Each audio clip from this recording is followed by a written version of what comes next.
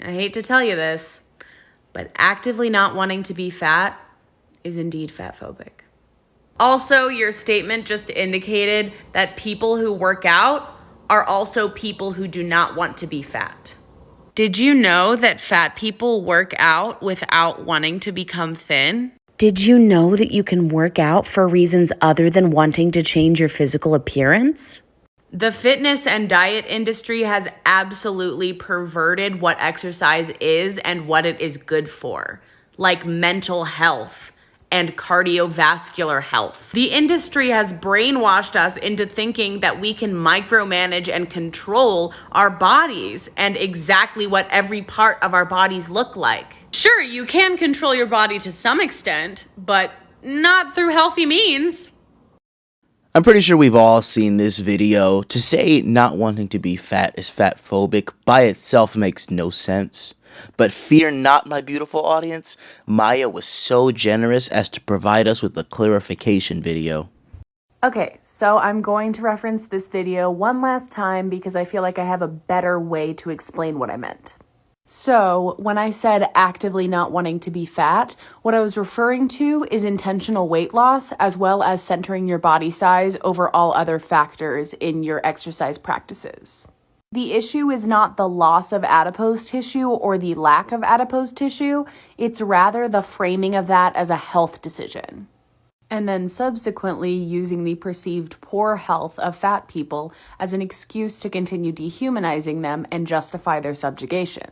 At this point, we have significant evidence that intentional weight loss is largely harmful to your health.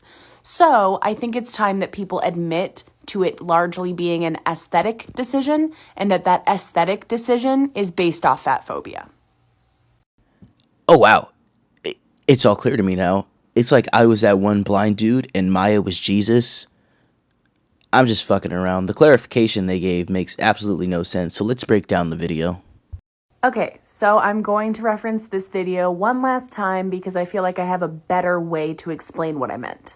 So, when I said actively not wanting to be fat, what I was referring to is intentional weight loss as well as centering your body size over all other factors in your exercise practices. The issue is not the loss of adipose tissue or the lack of adipose tissue, it's rather the framing of that as a health decision. It is a health decision. The idea that adipose tissue is just this stored fat that does nothing else is primitive biology. This is hormonally active tissue.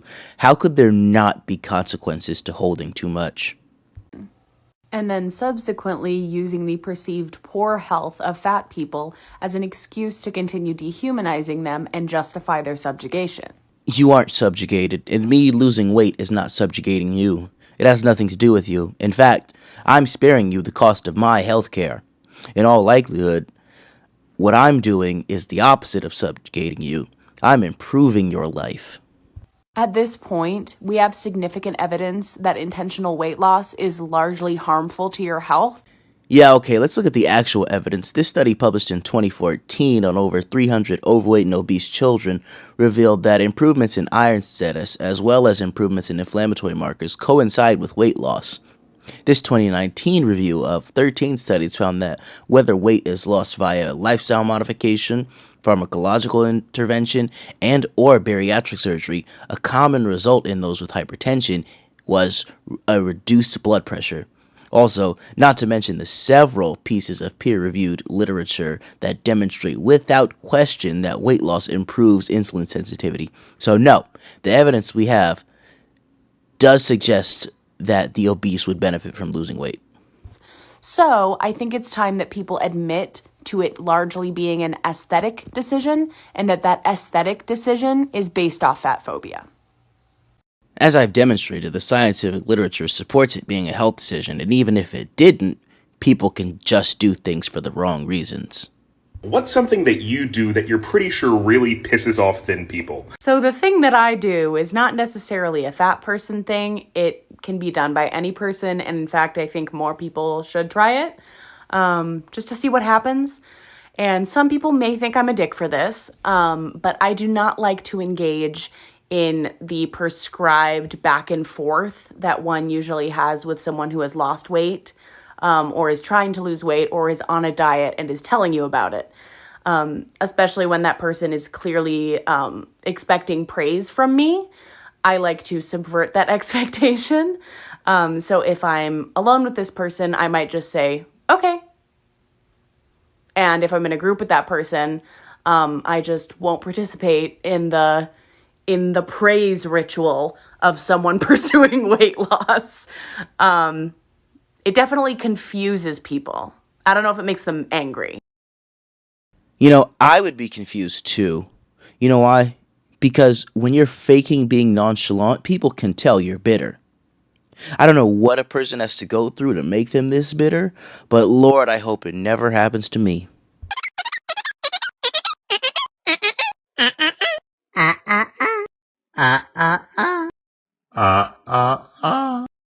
So the video has a hypothetical quote that says, "I guess being a little bigger is okay, but what about fat people who need a mobility aid?" And they caption the video with, "The ableism just jumps out." Ah yes, it's ableist to say people who are immobile due to massive amounts of weight and people who just so happen to have mobility issues should avoid morbid obesity. Gotcha. It's not like those people with mobility issues don't want them to begin with. You know, that would be absurd. Kids should eat whatever they want. And so should everyone else.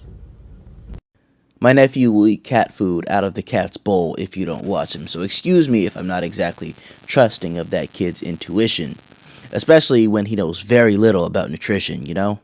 Yes, I agree. Like, what a weird assumption to make. I'm sure that we all have come across some thin woman who's like perpetually trying to lose 5 to 10 pounds. And we know those people exist.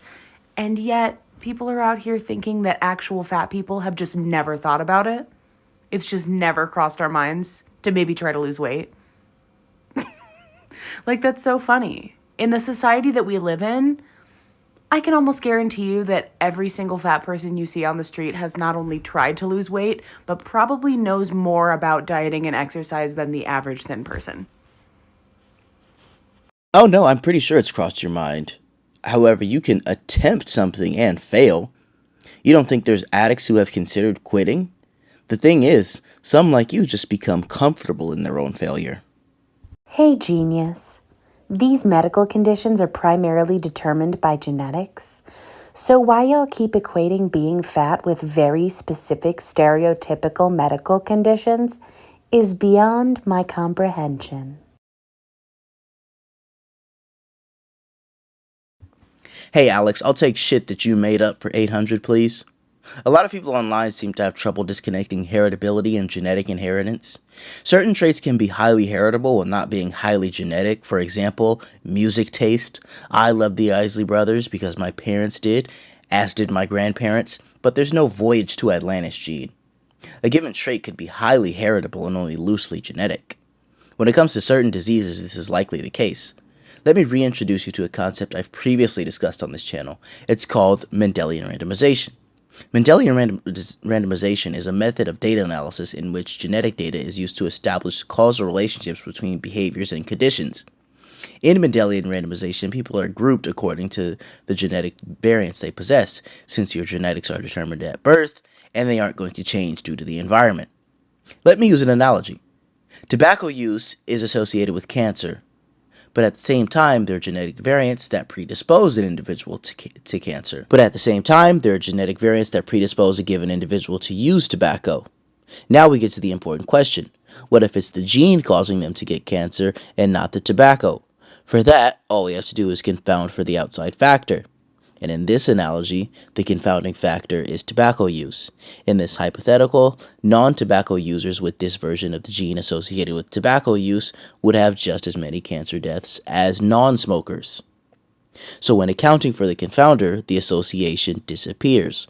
Therefore, it logically follows that it's the confounding factor, in this case, tobacco use, that results in the outcome, not the gene. Here's a better video to explain the concept and how it does things like rule out reverse causation. Genetics influence behaviors, but you are not 100% a slave to your genetics. That's what makes it a great tool for this type of analysis. Dale and others 2017 used this method to investigate the relationship between body fat and belly fat and 3 health outcomes, with those being coronary heart disease, stroke, and type 2 diabetes. The original comment mentions diabetes, so I will focus on that one in particular. According to the research, a causal relationship between overall body fat and belly fat could be established with type 2 diabetes. These are my favorite fucking comments. People really are just like, well, I don't want to be fat because... Like, okay, go tell someone who cares. So this is Maya's response to someone saying they don't want to end up on my 600-pound life. And Maya just intellectually throttles them. In all seriousness, this response was nothing. A lot of people on that show are so large they can't move. Of course, I don't want to be like them. In the comments, someone brought up that a lot of them have trauma that led to their situation, and I sympathize. I truly do, but I still don't want to be like them. There's nothing wrong with saying that. I sympathize with people who lost the ability to walk in accidents, but am I ableist if I say I don't want to be in that position? No, hell, they don't want to be in that position. Hi, Hotep here. This audio has been muted for copyright reasons, but just know it's a song about money. So she captioned this video, "Diet Companies When Obesity Suddenly Becomes a Pandemic." And you know, it's funny, but I feel like I can do better. Hi, it's Hotep again. This audio is mute, and unfortunately for y'all, I will not be rapping. Hold on, I'm not done. Hotep again, audio is mute, you know the deal. Hold on, I got one more. Bag alert, major bag alert. I say all this to say, who's really making the money when it comes to obesity? And with that said, I want to thank you all for your views, your support, your comments, everything. And please feel free to like, comment, and subscribe, and I'll catch you all on the flip.